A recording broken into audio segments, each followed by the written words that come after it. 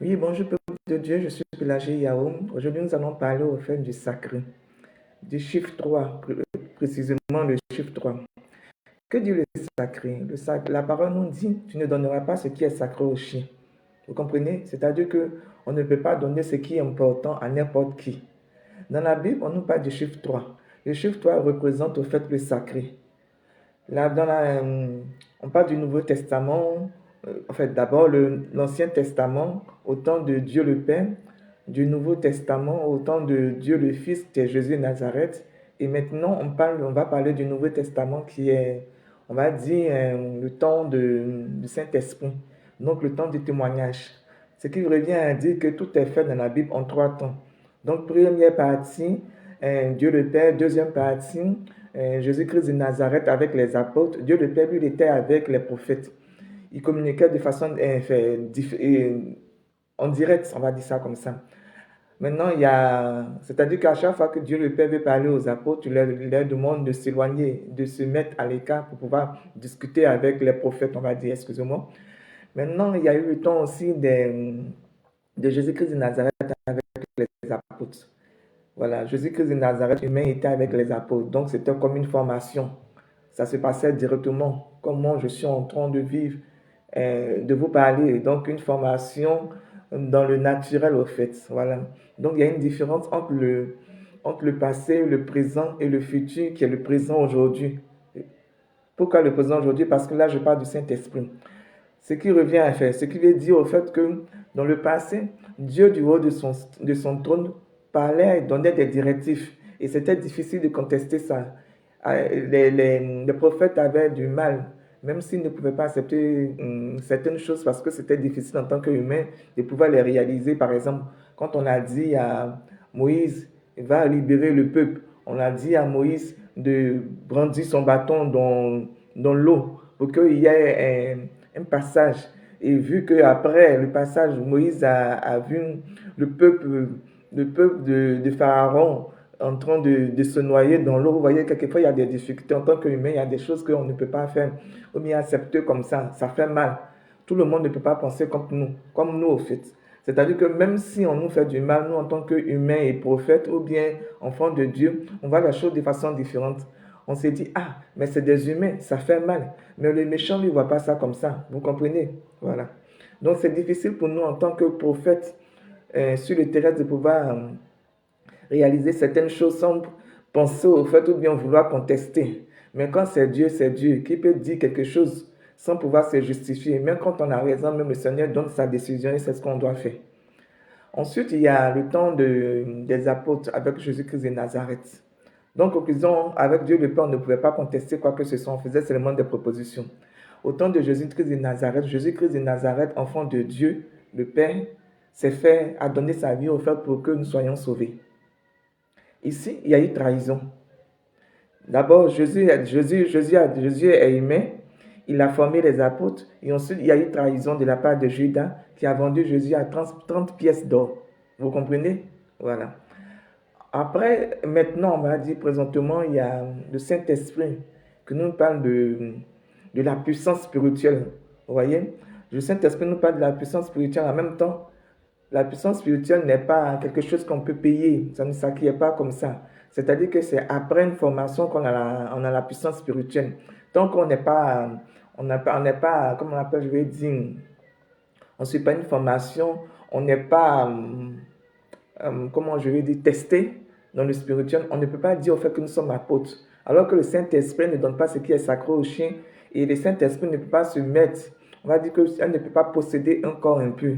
Ce qui revient à dire que ce qu'on nous donne, euh, vu que c'est vraiment important, c'est vraiment sacré, c'est quelque chose qu'on ne peut pas payer, on ne donne pas cela à n'importe qui. Donc, on ne peut pas donner ce qui est sacré au chien.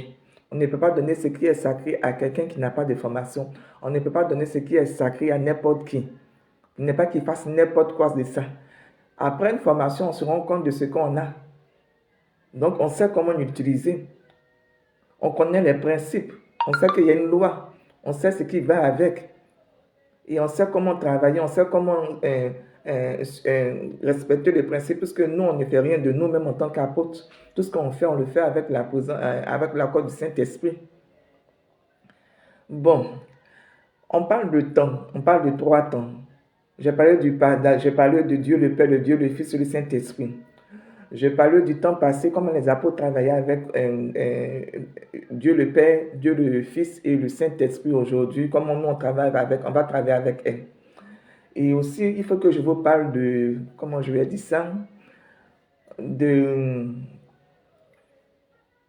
je suis toujours dans le 3, hein.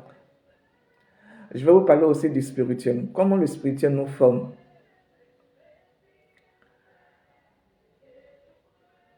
On parle de prophétie, on parle de prophète. On nous parle aussi de la foi. On nous parle de la foi d'un prophète. Ici, je vais parler de la foi d'un prophète. Quand un prophète veut vous parler de sa foi, il va parler de quoi? Moi, je vais vous parler de ma foi. Il y a deux façons d'envisager la foi. Je suis enfant de Dieu. Je suis enfant de Dieu. Je vais espérer, comment on appelle ça même, je vais vivre sur une prophétie. Je vais me focaliser au fait sur ce que les hommes de Dieu ont dit. Si par exemple je suis un enfant de Dieu, je vais me focaliser sur ce que les gens de Dieu ont dit. Pourquoi? Parce que c'est une prophétie qu'ils m'ont dit sur ma vie. Je prends un exemple. Un prophète dit, Pélagie, voilà ce que j'ai vu. Tu vas faire ça, tu vas faire ça, tu vas faire ça. Si je veux vraiment que la prophétie s'accomplisse, parce qu'enfin, moi je pense qu'il n'y a pas de si je veux vraiment. Si cela vient de Dieu, ça va s'accomplir. Donc si cela vient de Dieu, je dirais, je vais prier pour que cela se déroule sans problème. Quand je dis sans problème, par rapport à ma situation, par rapport à mon état. Parce que vu que je suis humaine, je ne peux pas, au fait, faire tout ce que le Saint-Esprit me dit, ou bien Dieu le Père, ou bien je ne sais pas, parmi les faits. Ils ont tous la même décision. Les 3 dieux ont la même décision. Quand un dit c'est jaune, c'est jaune. Quand un dit c'est deux, c'est deux. Donc, je vais essayer de prier pour que tout se déroule comme je peux le faire au fait. Voilà. Puisque la parole nous dit, on ne nous teste pas au-delà de nos forces. Mais nous, en tant qu'humains, si on n'est pas testé, à quel moment on saura que nous sommes limités? À quel moment nous allons connaître nos limites? On ne pourra pas connaître nos limites si on n'est pas testé. Or, ceux qui nous connaissent, ça, c'est le spirituel. Ce sont les dieux qui nous connaissent. C'est Dieu qui nous connaît. Il sait à quel moment s'arrêter. Même si on ne peut pas, le Saint-Esprit sait à quel moment nous fortifier. Donc, ce qui veut dire au fait qu'on peut connaître une prophétie qui est sur notre vie, mais on ne peut pas connaître le déroulement. On ne peut pas connaître non seulement le déroulement, mais on ne peut pas connaître aussi, savoir au fait à quel moment le Saint-Esprit va nous fortifier. C'est compliqué le spirituel. Certaines personnes pensent qu'au fait, dans la religion, c'est un humain qui doit tester un autre humain. Non, c'est le spirituel qui décide. S'il il veut presser ou bien il veut durcir le cœur de ton entourage, il le fera. Parce qu'au fait, authentifier un prophète, ce n'est pas une mise en scène. Ce n'est pas de la tricherie. On ne peut pas tricher avec le spirituel. Donc, qu'est-ce qui se passe? Quand un prophète dit « j'ai la foi », c'est-à-dire qu'il y a deux choses l'une. Soit il prophétise, soit il veut que sa prophétie se réalise. Vous comprenez? Je suis prophète. Dieu le Père me donne, mais le spirituel me dit donne une parole.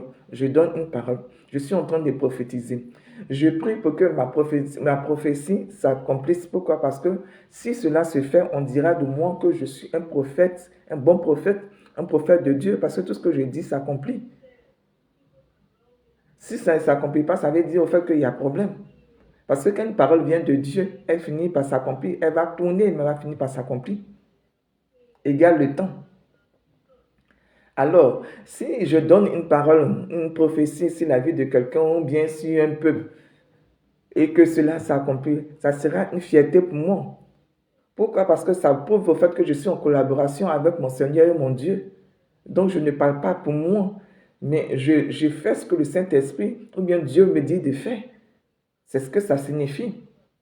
Maintenant, si par exemple, je suis un prophète, je peux être un prophète ou bien un enfant de Dieu, et puis on va dire des choses sur ma vie, genre, il y a une prophétie qui va s'accomplir comme ça.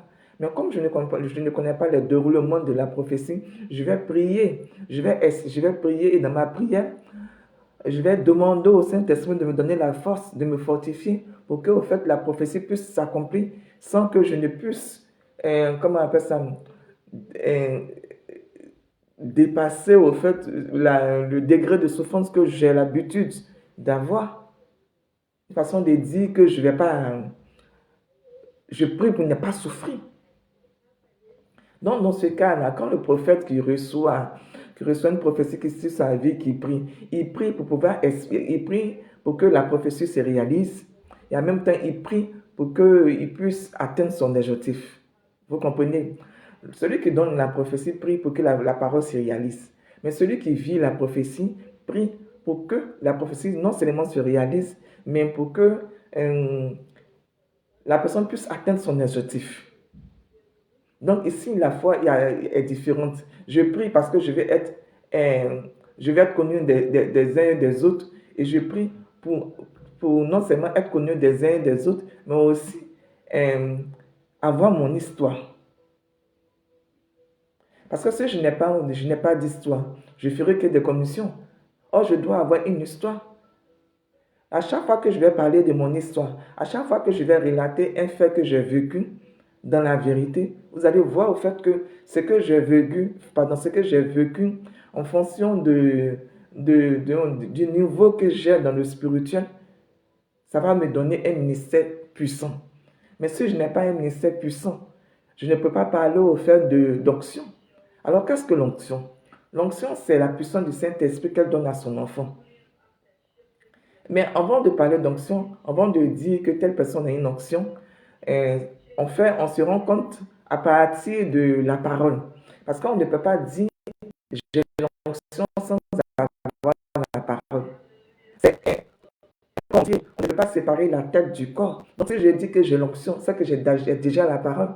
Si je dis que j'ai la parole, c'est pas sûr que j'ai l'onction. Parce que je peux avoir la parole et puis ne pas avoir l'onction. Donc l'onction, c'est quoi? C'est la puissance que le Saint-Esprit donne à son enfant, mais ça dépend de la relation que tu as avec le spirituel. Ça dépend de la relation que tu as avec Dieu. On a l'habitude de parler d'onction, mais on ne parle pas de niveau spirituel. Combien parmi les apôtres connaissent les niveaux spirituels? Combien parmi les apôtres demandent à Dieu à quel niveau ils sont arrivés?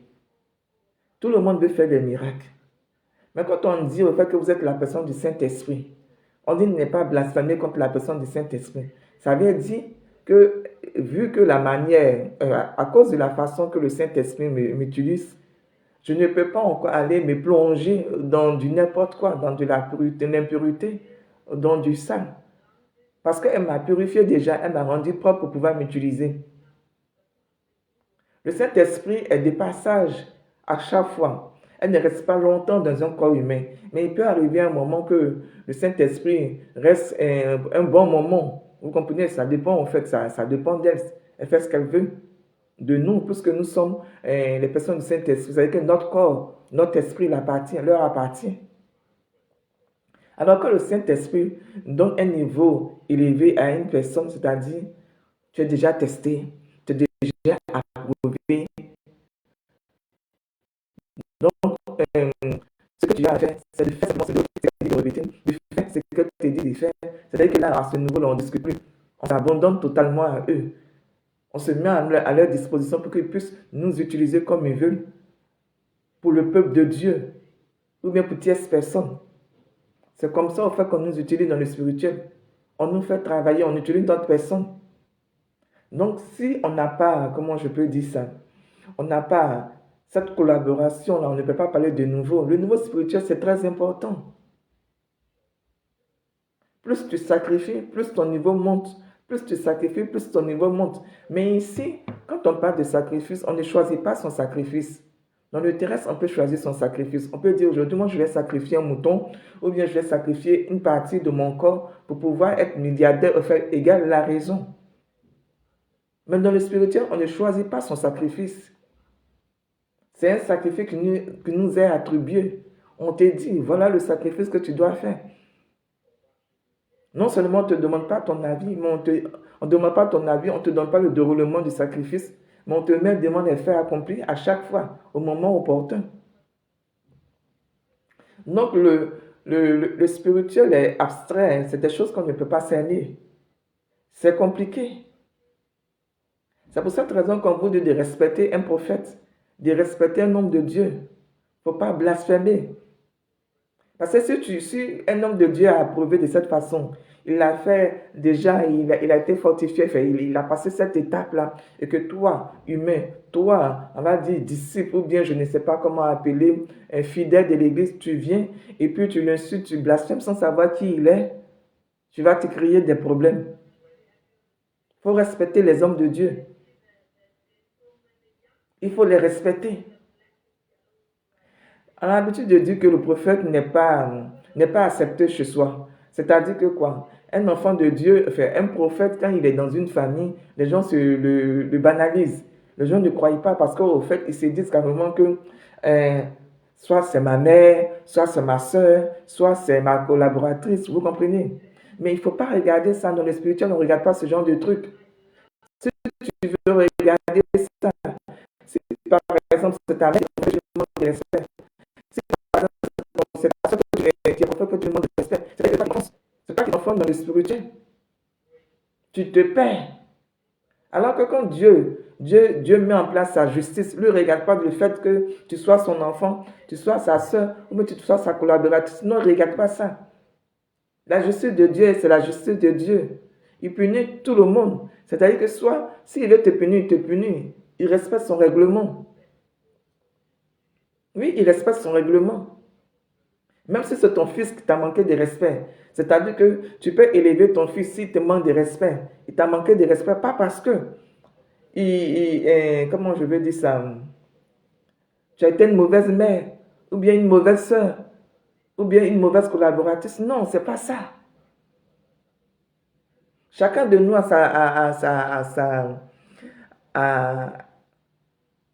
chacun de nous a sa personnalité. Chacun de nous a sa relation. Donc, que nous voulons ou pas. Le principe, c'est de respecter une personne. C'est de respecter une personne. Une personne égale son titre. Quand on fait quelque chose, on a peur des conséquences. Quelquefois même, on s'est dit carrément qu'on s'en fout, donc on peut faire. Mais il faut penser aux conséquences, parce que quand vous ne pensez pas aux conséquences, qu'une décision se prend, ou bien une décision est prise dans la colère, pendant l'action, on dira au fait que telle personne a agi comme ça sur la colère, mais il y a déjà quelque chose qui s'est passé. Il y a déjà quelque chose qui va se passer. Parce que moi, je vais respecter ma parole. Je vais respecter ma parole. Si on me respecte, je vais le mettre dehors, je vais le mettre dehors, parce qu'il y a des limites. Il y a des limites. Tu ne peux pas faire un enfant et puis il va tous les jours te rabaisser ou bien il va te manquer de respect en public ou bien te dire n'importe quoi. Ça ne se fait pas. C'est comme tu as une entreprise et puis non, c'est donner du travail aux gens. Tu payes la personne qui travaille pour toi et puis il vient au travail quand il veut, il fait ce qu'il veut. Non, ça ne se fait pas. Il y a des principes dans tout ce qu'on fait. Il y a des limites. Donc quand une personne veut dépasser ces limites-là, c'est-à-dire qu'il devient hors la loi. Que ce soit dans ta famille, dans ton entreprise, que ce soit dans le spirituel, parce que dans le spirituel, il y a un ministère. Il y a une hiérarchie qu'on doit respecter. Donc la vie est faite ainsi. C'est-à-dire que un élève ne peut pas être plus grand que son maître. Un enfant ne peut pas être plus grand que son parent. Égal son âge, il doit respecter, il doit se souvenir de ça. Il ne doit jamais se souvenir que ma mère, c'est la mère, que mon père, c'est mon père. Que mon prophète, c'est mon prophète. Que mon patron, c'est mon patron. C'est pas parce que le patron rit, c'est pas parce que la mère rit, c'est parce qu'il y a des limites, c'est pas parce qu'au fait, on donne un moment de repos. Nous sommes des humains. Nous sommes des humains. À nous de connaître nos limites. Alors, pourquoi on parle du sacré? On parle du sacré parce qu'au fait, à chaque fois qu'on va parler du sacré, on va se dire, au fait, c'est parce qu'il a respecté la loi du sacré. C'est parce qu'il a respecté les principes. C'est parce qu'il a respecté qu'il a fini, non seulement il a respecté, il a fini sa formation, qu'il est passé à une autre étape, une étape supérieure. Raison pour laquelle on parle de niveau. Jésus dit, on ne donne pas ce qui est au sacré aux chiens. Dans le passé, les grands prêtres, ils avaient la Bible. Oui, ils avaient la Bible. Ils la lisaient. Mais est-ce qu'ils la comprenaient? Je lis la Bible comme si je lisais une histoire. J'explique la Bible comme si j'expliquais une histoire. Mais est-ce que j'ai compris la Bible? Est-ce que ce que je suis en train d'expliquer, est-ce que je l'ai compris? Est-ce que j'ai compris ce que j'explique? Personne ne peut comprendre la Bible si ce n'est pas avec, comment je peux dire ça, la collaboration du Saint-Esprit. Si le Saint-Esprit ne donne pas son accord, si le Saint-Esprit ne veut pas que vous compreniez la Bible, vous n'allez pas la comprendre. Parce que la Bible qu'on donne, la parole qu'on donne, je peux la donner aujourd'hui. Et puis dans quelques temps, quand une autre personne va écouter ce que j'ai dit, elle va voir, on va se rendre compte qu'il y a deux explications. Au moment où je donnais la parole, j'étais focalisé sur un truc. J'avais un principe, c'est-à-dire que je parlais ici du sacré, de la parole qu'on doit respecter. Mais plus tard, celui qui va écouter va se rendre compte au fait que, en écoutant, il se rend compte qu'il a péché. Pourquoi? Parce que soit il a blasphémé, soit il ne l'a pas respecté. Mais il peut se retrouver en position de faiblesse parce qu'il va se rendre compte qu'il est pécheur. J'ai péché parce qu'au fait, j'ai désobéi. Le sacré va avec le respect. Le sacré va avec le respect. Au temps de Dieu le Père, les gens ne discutaient pas. C'était le respect. De jour à comment je peux dire ça? Adam et Ève ont désobéi. Dieu les a chassés du paradis. Oui, Dieu les a chassés du paradis.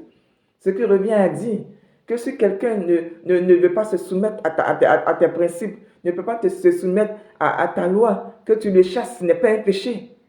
Parce que toi, tu veux rester dans du concret, tu veux rester dans la vérité, tu veux rester dans ton hiérarchie. Ce n'est pas un péché de se séparer de celui qui veut te faire tomber à chaque fois. Ce n'est pas un péché dans la Bible. Tu es responsable d'un enfant jusqu'à partir d'un moment. Tu es responsable au fait comment on appelle ça, de ton employé tant qu'il est dans ton entreprise. Mais s'il n'est pas dans ton entreprise, il ne travaille plus avec toi. Il n'y a aucun lien, donc tu ne peux pas être responsable de lui. C'est pareil, quand un enfant désobéit, c'est-à-dire qu'il refuse de comprendre le fait que tu es sa mère. Il refuse de te donner les droits qui vont avec.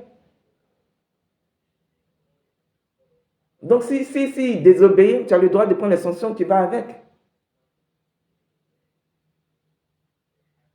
Alors, qu'est-ce que je vais dire? Dieu le Père a mis Adam et Ève dehors. Dieu le Fils, qui est Jésus de Nazareth, a dit quoi? Il a dit, malheur à celui par qui le péché va rentrer. La parole nous dit que quand Judas a fini de vendre Jésus de Nazareth à 30 pièces d'or, quand ils ont attrapé Jésus de Nazareth, ils l'ont livré au grand prêtre. Judas est parti, il s'est donné la mort.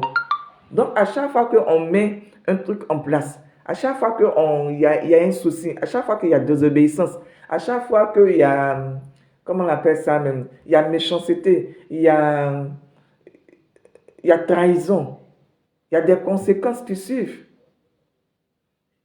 Les Africains ils ont l'habitude de dire carrément que quand tu verses de l'eau, est-ce que tu peux ramasser l'eau que tu as versée? Non, on ne ramasse pas l'eau qu'on a versée. Quand tu verses l'eau dans du sable, ça s'enfonce. Déjà, même, est-ce que tu vois l'eau qui s'enfonce? Est-ce que tu vois l'eau qui descend dans une trajectoire? Non, tu ne vois pas. Tu verses, tu ne vois plus l'eau. Petit à petit, tu vois des bulles. Et puis après, tu ne vois plus rien. Ce qui veut dire que c'est comme ça. Il y a des choses qu'on peut comprendre. Il y a des choses qu'on voit, donc on comprend. Mais il y a des choses qu'on ne voit pas, donc on ne comprend pas. Quand tu salis quelqu'un, tu dis n'importe quoi sur une personne, il y a des conséquences. Il y a des conséquences. Ce n'est pas parce que tu ne vois pas que tu vas croire au fait que ton péché n'a pas eu de truc. Il n'y a pas eu de suite dans ton péché. Alors c'est une prise de conscience que nous devons prendre. dans notre vie. Nous devons réfléchir avant de poser un acte. Oui, nous devons réfléchir avant de poser un acte. Nous devons accepter la réalité qui est là. Ne fais pas autre ce que tu ne veux pas qu'on te fasse. Et puis, même si tu es dans le péché, il y a une manière de parler. Il y a une manière de faire les choses.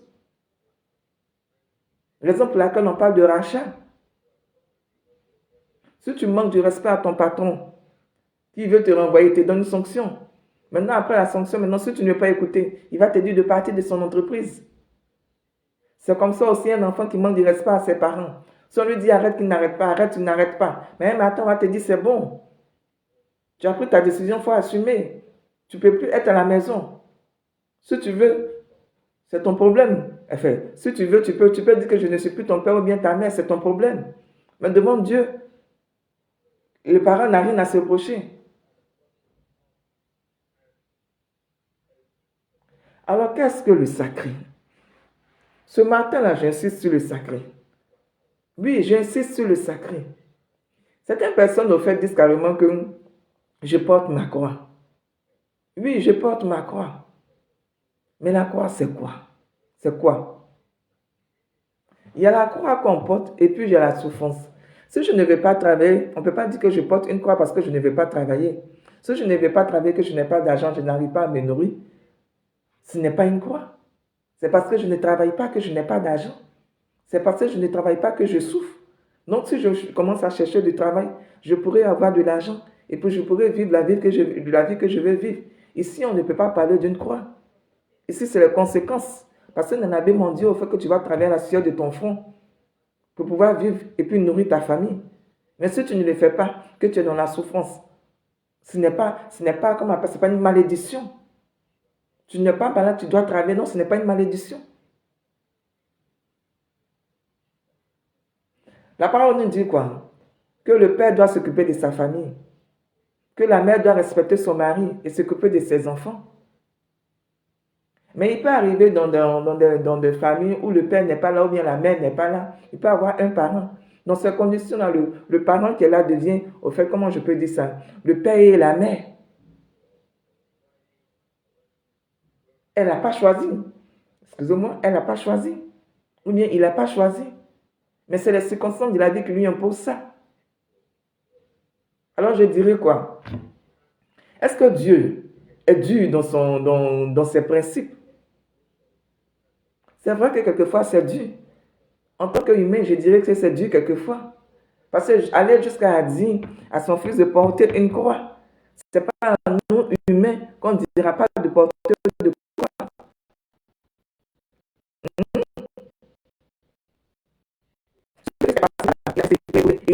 Maintenant que tu comment on appelle ça, la parole s'est accomplie, tu es, comment on appelle ça même, tu es fils aîné d'une nation, tu es roi des rois. Ce qui veut dire que maintenant que nous, quand on va finir de vivre nos épreuves, la prophétie va se réaliser. Parce qu'à chaque fois qu'un prophète passe par là, c'est-à-dire qu'il y a une parole qui a été libérée, non seulement la prophétie va se réaliser, mais on dira aussi qu'il y a des témoignages.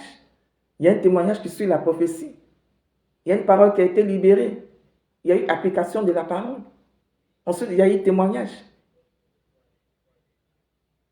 Nous sommes toujours dans le chiffre 3. Le chiffre 3 qui est un chiffre sacré dans la Bible. La parole nous dit, le troisième jour, Jésus est ressuscité. Jésus est mort. Il est descendu aux enfers. Le troisième jour, il est ressuscité. Il est monté au ciel. Vous comprenez? La Bible s'écrit en 3 étapes. Premier, deuxième et puis troisième testament. Dans la Bible, tout s'est fait en 3 fois.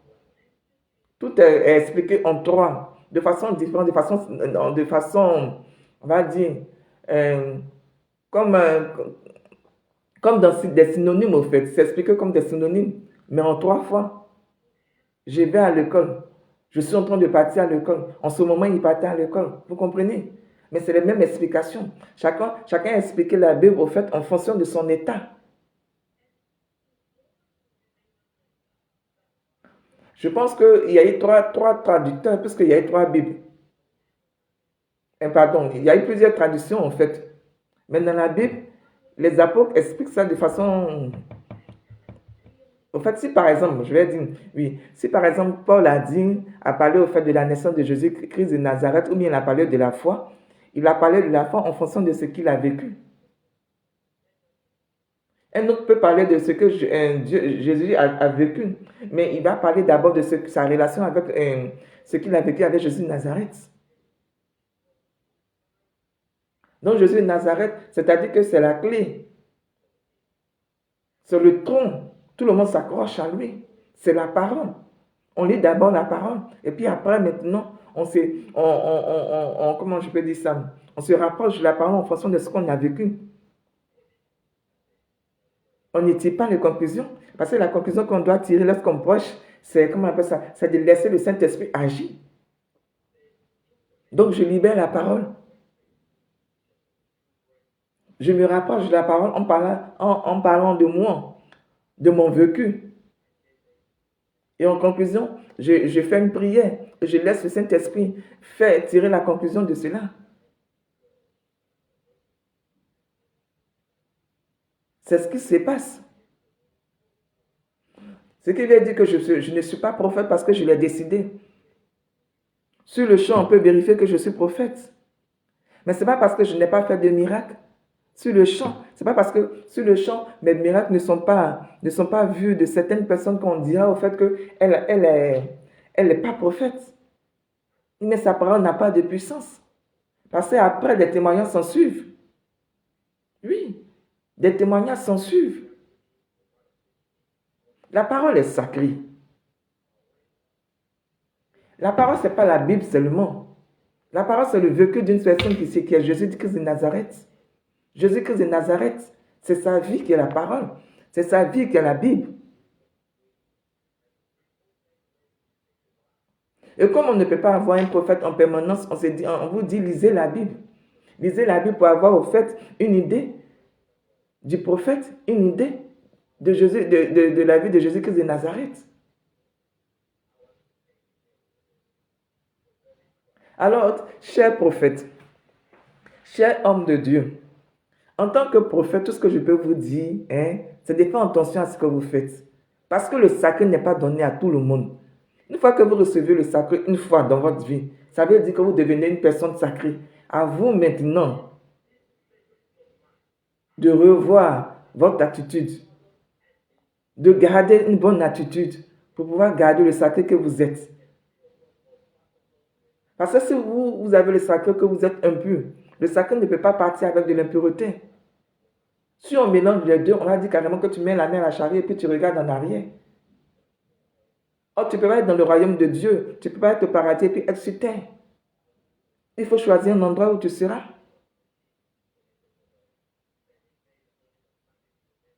C'est pour cette raison qu'on parle de justice spirituelle. Depuis que Dieu le Fils, avant de Jésus-Christ de Nazareth, est monté au ciel, est-ce qu'il y a une parole qui nous a dit qu'après, comment on appelle ça, après avoir apparu à plus de 5000 personnes, il est redescendu en public? La parole ne nous a pas parlé de ça. Jamais aussi on a dit après, Jésus est redescendu en public. Mais pourtant, on nous dit, le Saint-Esprit que la Vierge Marie apparaît par moments. Elle apparaît et les gens la voient. Mais de la manière dont la Vierge Marie, qui est le Saint-Esprit, apparaît, est-ce que Jésus, on le voit comme ça? Est-ce qu'il a déjà apparu? Moi, je dis non. Peut-être qu'on peut avoir une vision. En vision, on peut le voir. Et puis, combien de personnes le voient en vision? Combien? Certaines personnes disent rêve. Mais combien de personnes voient Jésus-Christ de Nazareth en vision, en rêve? Combien de personnes bipolaires? Moi, je l'ai vu. Je le vois. Je le vois, je l'ai vu. Je suis déjà parti au paradis dans le spirituel.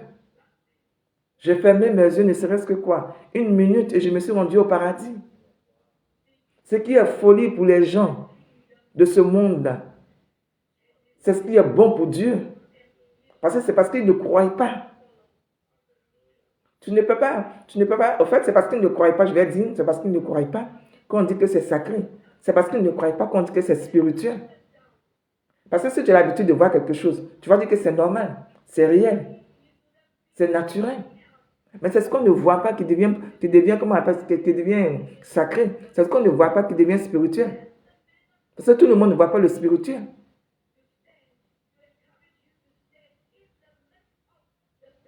Donc si vous ne voyez pas le spirituel, vous n'allez pas comprendre. C'est-à-dire que vous pouvez comme ne pas, vous pouvez comprendre comme ne pas pouvoir comprendre au fait la personne spirituelle. C'est pas parce que vous ne comprenez pas la personne spirituelle que vous allez croire au fait que la personne est dans le faux. Peuple de Dieu, la vie spirituelle d'un prophète est difficile parce qu'il n'est pas compris des autres. Dieu le Fils, on attendait. On dit Jésus, Fils de Dieu, va venir dans ce monde pour sauver le monde. On attendait. Les gens qui étaient dans la souffrance attendaient. Ils attendaient que la prophétie se manifeste. Et là, quand la prophétie est arrivée, la première personne qui veut tuer Jésus, c'était Hérode. À la naissance de Jésus, qu'est-ce qu'il a fait? Il a tué tous les enfants de 0 je ne sais pas, à 3 ans. Parce qu'il voulait tuer Jésus de Nazareth, mais il ne le connaissait pas.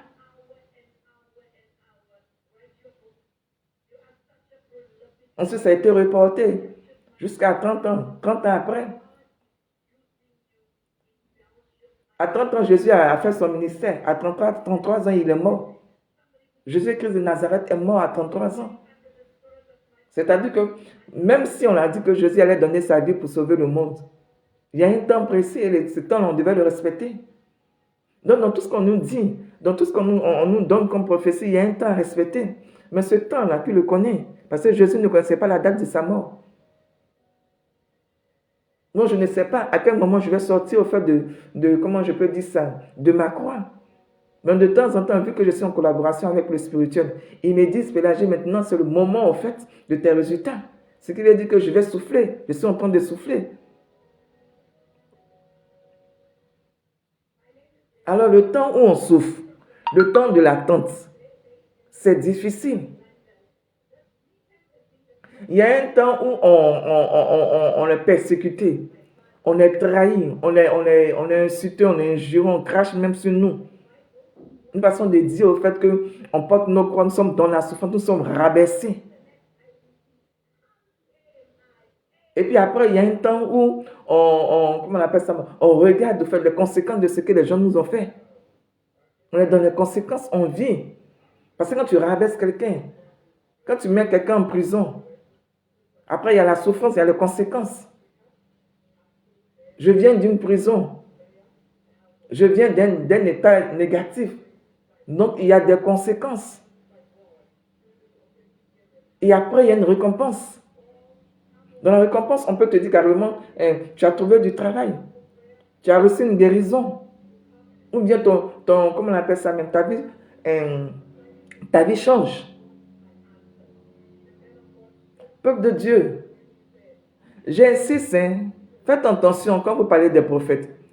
Faites attention à ce que vous faites. Un enfant de Dieu qui dit je ne crois pas en Dieu, c'est dangereux pour lui. Il va respecter personne. Il va s'enfoncer. Il va rester seul sans famille. Parce que si tu es enfant que tu dis carrément à ta mère prophète ou bien à ton père prophète que tu ne crois pas en Dieu, tu es foutu. Même Dieu même peut dire à ta maman ou bien à ton papa, libère ton enfant. Dis-lui de partir. On a vu ça comment on appelle ça même, dans la Bible. On a vu ça dans la Bible. Où on a dit à Abraham de prendre un couteau et de tuer son enfant. On a dit à Abraham de chasser son enfant. Dieu, il y a des moments où il nous demande des trucs difficiles à faire. Oui, il y a des moments où il nous demande des trucs difficiles à faire. Mais ce n'est pas pour autant que nous sommes de mauvaises personnes. Nous sommes humains. Nous avons des principes.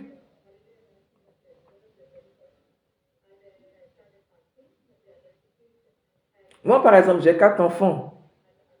Mais si un doit pourrir les autres, vous voulez que je fasse quoi? Moi, je préfère sauver les trois et puis me détacher de celui qui est en train de pourrir les autres. Ce n'est pas parce que tu as amené ta maman à la psychiatrie que tu as lui manqué du respect. Ta maman n'est pas folle. Il faut parfois apprendre à faire la différence. Peuple de Dieu, j'insiste encore, le sacré, là, c'est du sacré. Le spirituel, c'est du spirituel. On ne joue pas avec ce qui est sacré. Si tu veux jouer avec ce qui est sacré, le sacré va te rendre impuissant. Le sacré va te sacrifier.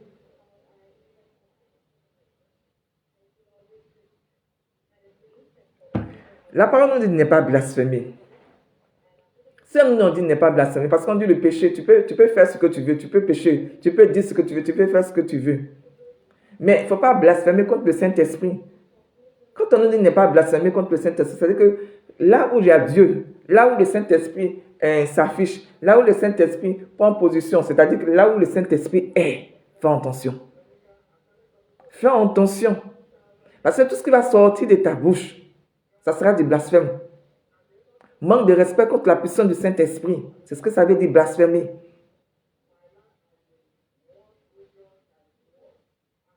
La parole nous dit aucun blasphème, aucun péché contre le Saint-Esprit sera, comment on appelle ça même, sera pardonné. Donc faites attention. Quand vous manquez du respect à un prophète là, faites attention parce que si ce prophète est un vrai prophète, vous allez payer le prix. Vous allez payer le prix. Personne n'est idiot. Personne n'est bête. Tout part de quelque chose. On ne vient pas au monde fou. Qui peut me dire dans ce monde-là, il a déjà vu un enfant né fou? C'est-à-dire que je suis un enfant, je suis un bébé et puis je suis fou. Qui peut témoigner en me disant que j'ai déjà vu un bébé fou? Ça n'existe pas. Je suis mongol. Trimonie 21, c'est-à-dire que j'ai comment je peux dire ça? Dans ma constitution, il y a des choses qui manquent. Mais ce n'est pas un cas de folie. C'est-à-dire que je suis conçu avec quelque chose qui manque au fait. La trimonie 21 ou bien quoi là, je ne sais pas. Il y a quelque chose qui manque. Donc ça m'a rendu comme ça m'a rendu différent. Ça m'a rendu malade. Mais ce n'est pas un cas de folie. Ce n'est pas un cas de folie. Un enfant né fou, ça n'existe pas. Parce que la folie, c'est une dépression exagérée. Une absence, ça peut arriver. Je suis dans le spirituel. Je ne peux pas être dans le spirituel et puis dans le terrestre, donc je peux avoir une absence. C'est pour cette raison qu'on parle de bipolarité. Peuple de Dieu,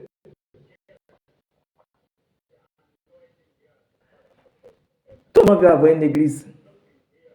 Mais dans l'église, il y a quoi? Il y a la parole. Aujourd'hui, la parole, on la trouve où? Sur Facebook, un peu partout. Il y a eu un moment où il y avait le Covid. Et qu'est-ce qui s'est passé? La Covid, bien le Covid, certains ont dit le Covid, d'autres disent la Covid. Qu'est-ce qui s'est passé? Tout était sur Facebook. Tout était sur les réseaux sociaux. Parce qu'il fallait libérer la parole. Oui, il fallait libérer la parole. Parce que c'est vrai, Dieu a créé les hôpitaux, la médecine, tout et tout. Mais la parole aussi, comment on appelle ça? C'est une puissance. Excusez-moi. La parole, c'est une puissance. On ne peut pas enfermer la parole. On ne peut pas garder la parole. Donc, il fallait libérer la parole.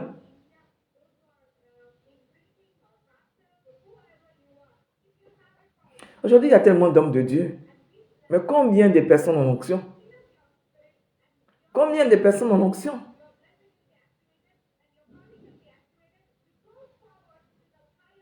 Mais l'onction se trouve dans quoi? L'onction se trouve dans un peu de tout. L'onction se trouve d'abord dans la parole. On dit d'une personne qui a l'onction dans la parole, quand la parole elle est puissante. Je libère une parole. La parole peut être puissante, c'est-à-dire que la personne peut entrer en moi, la parole peut entrer en moi et puis fabriquer quelque chose, c'est-à-dire que je vais avoir un changement dans mon mental. Ou bien elle peut me donner, elle peut apaiser mon cœur. En ce moment, on dit que la parole est puissante. C'est pas parce que la parole que j'ai libérée n'a pas fait tomber X personnes qu'on va dire que la parole n'a pas de puissance. Il y a des réparations de cœur dans le ministère. Il y a des réparations de cœur. Il y a des cœurs blessés. Est-ce que tu peux rentrer dans le cœur d'une personne? Est-ce que tu peux rentrer dans le cœur d'une personne pour voir si son cœur est réparé? C'est quand la personne va pardonner que tu vas te rendre compte. La personne ira chez une tierce personne et puis elle dira carrément que j'ai reçu une parole qui m'a fait du bien. Donc je viens pour te dire je t'ai pardonné.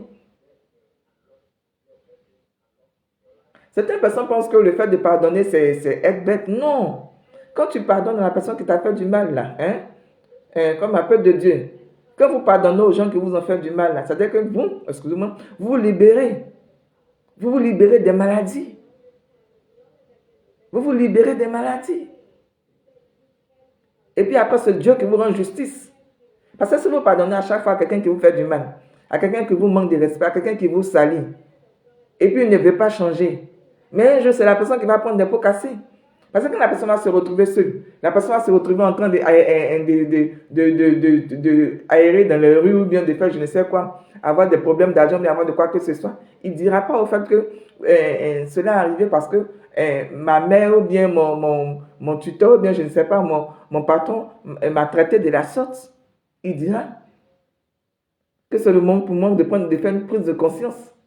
C'est comme ça avec l'enfant prodigue. Il a dit à son père, donne-moi mon héritage, je vais partir. On lui a donné son héritage, il est parti avec. Il a tout dilapidé, après il est revenu. Il est venu demander pardon à son père, mais son père n'était pas obligé de l'accepter. Mais dans la parole, on a dit, le père a pardonné. On ne peut pas pardonner tout le temps. Tu vas venir, tu vas partir, tu vas venir, tu vas partir, tu vas venir, tu vas partir. Un moment viendra où on va te dire, c'est bon. Alors, peuple de Dieu, je pense que mon temps est arrivé, je vais vous laisser, mais avant de partir, je vais vous dire au fait que le sacré est sacré. Le sacré doit être respecté. Le sacré, c'est les hommes de Dieu. C'est aussi les hommes de Dieu. C'est aussi un enfant de Dieu. On ne dit pas que nous sommes sacrés, mais on vit les sacrés. Parce que c'est le sacré qui nous fait. Et c'est le sacré qui démontre que nous sommes sacrés. Alors faites attention. Bon, sur ce, je vais vous laisser. Je vais vous souhaiter un bon dimanche. Merci et puis bon, allez, bisous.